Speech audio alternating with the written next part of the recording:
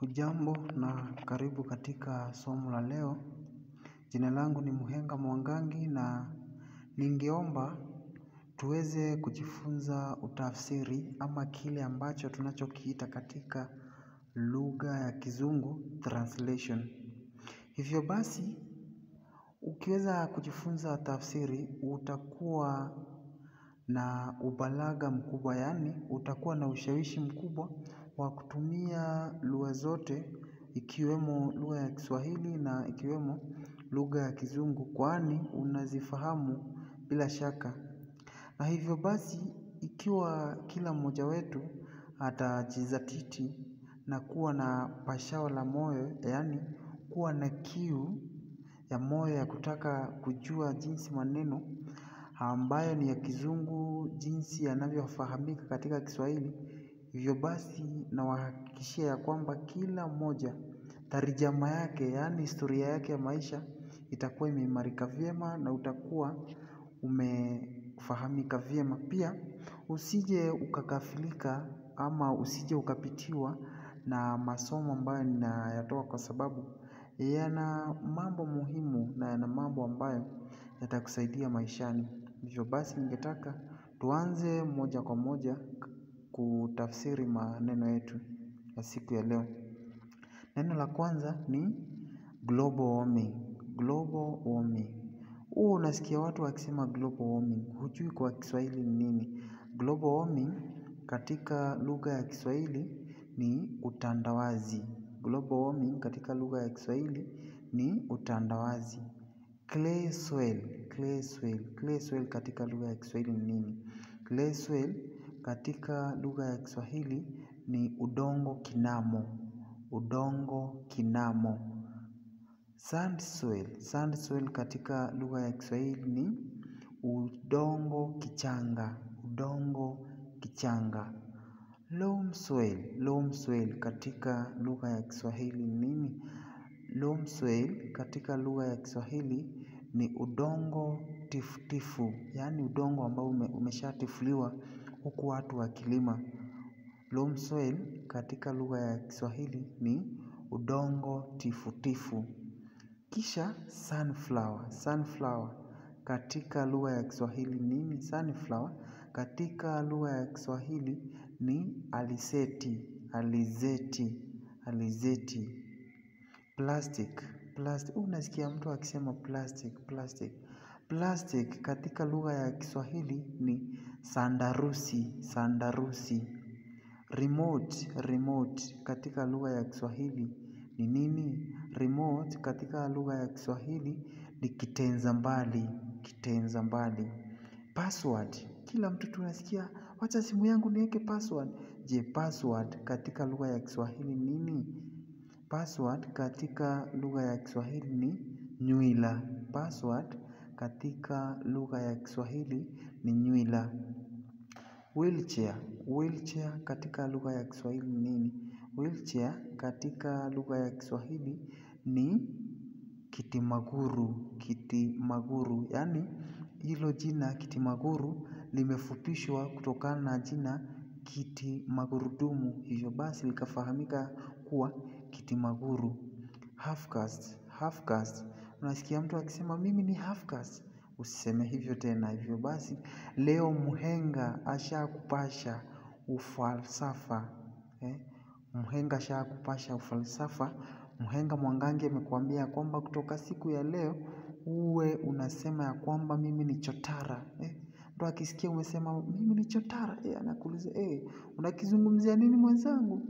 Mwambie ya kwamba chotara ni utafsiri wa jina half caste. Chotara ni utafsiri wa jina half caste. Captivity. Captivity. Unasikia waimbaji tu wa reggae wa miziki wakiimba wakisema captivity. Captivity. Captivity ni nini? Ni ufungwe. Captivity ni ufungwe. Captivity ni ufungwe. Protocol. Protocol. Unasikia watu katika mikutano wanasema protocol observed. Sasa hiyo protocol katika lugha ya Kiswahili nini? Ni itifaki. Itifaki zingativu. Protocol reserved ama protocol observed ni itifaki zingativu. Protocol observed ni itifaki zingativu. Vile vile msikilizaji wangu, leo ningetaka tusome kuhusu nyakati katika siku. Leo ningetaka pia tujifunze kuhusu nyakati katika siku. Je,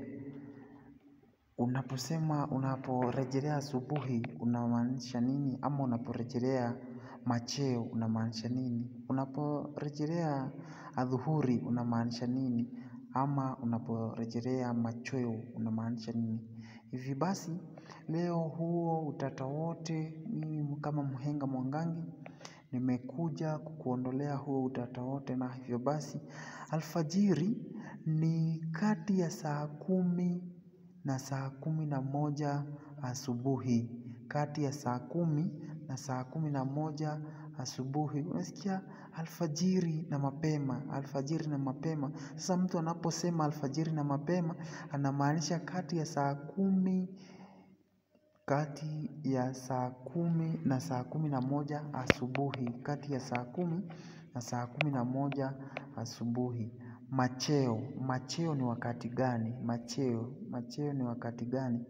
Macheo ni asubuhi jua linapochomoza. Macheo ni asubuhi jua linapochomoza. Adhuhuri ni wakati gani? Adhuhuri ni wakati gani? Adhuhuri ni kati ya saa 6 na saa 9 mchana. Kutoka saa 6 mchana mpaka saa 9 mchana, huo wakati tunauita adhuhuri. Alasiri ni kati ya saa 9 na saa 11 jioni. Kati ya saa 9 na saa 11 jioni ndio tunayoita alasiri. Machweo ni jioni jua linapotua. Na ikumbukwe ya kwamba kuna tofauti kati ya macheo na machweo. Kuna tofauti kati ya macheo na machweo. Macheo nimesema ni asubuhi jua linapochomoza. Nayo machweo ni jioni jua linapotua. Usiku ni kati ya machweo na alfajiri. Yaani usiku ni kati ya machweo na alfajiri. Na nimesema ya kwamba machweo ni wakati ama ni jioni jua linapotua.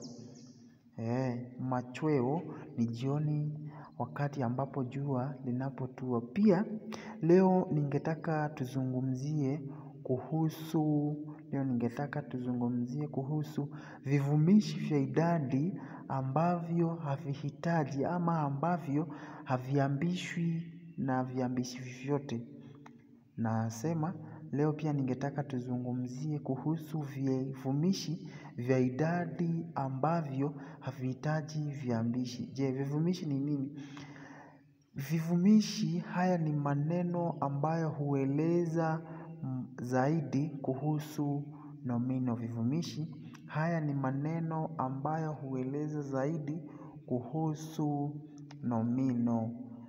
Vivumishi ni maneno ambayo hueleza zaidi kuhusu nomino. Hivyo basi nina njia ambayo ni rahisi sana ambayo utaweza kutumia ndiposa ujue je ni kipi ambacho ni kivumishi cha idadi ambacho hakihitaji kiambishi. Je, niko na wimbo ambao ni tabasamu. Yaani hiyo ni mbinu yangu ya kuvigundua ama kuving'amua hivi vivumishi ambavyo havihitaji viambishi.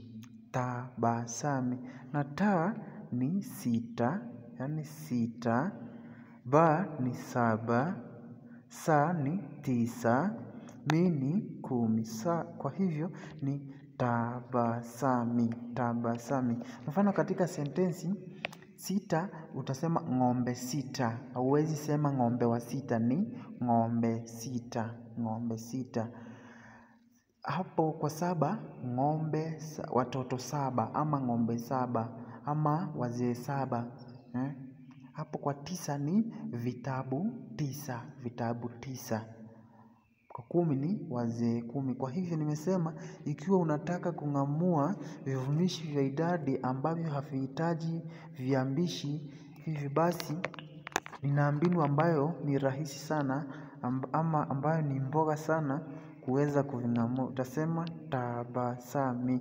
Ta ni 6, ba ni 7 unaporejelea 7, sa ni 9 unaporejelea 9, mi ni 10 unaporejelea 10. Kwa hivyo ukitaka kusema wazee ni wazee 10, sio wazee wa 10. Ama ukitaka kusema vitabu, sema vitabu 10, sio vitabu 10. Shukran. Na ningetaka niwahimize ya kwamba kila siku ya wiki huwa nina vipindi ambavyo huwa nafunza ushairi, pia huwa tunaangazia kuhusu sarufi ya Kiswahili, pia huwa tunaangazia kuhusu tamthilia ya Kiswahili ambayo sasa hivi tamthilia ambayo ipo katika idara ya elimu ni Bembea ya Maisha. Kwa hivyo nakushukuru sana kwa kuungana nami, mimi kama Mhenga Mwangangi. Shirikiana nami kila siku ya wiki ndiposa niweze kukupasha yale ambayo yanayojiri na tuweze kukuza Kiswahili kwa pamoja, na ninatumai ya kwamba tukiungana pamoja Kiswahili kitasonga mbele. Sisi wote tusiweze kughafilika ama tusipitiwe na haya mambo. Naomba tuweze kushikana mikono, tuweze kukipeleka Kiswahili mbele, na bila shaka tukikienzi Kiswahili na kukitukuza, bila shaka nacho kitaweza kutukuka. Shukrani.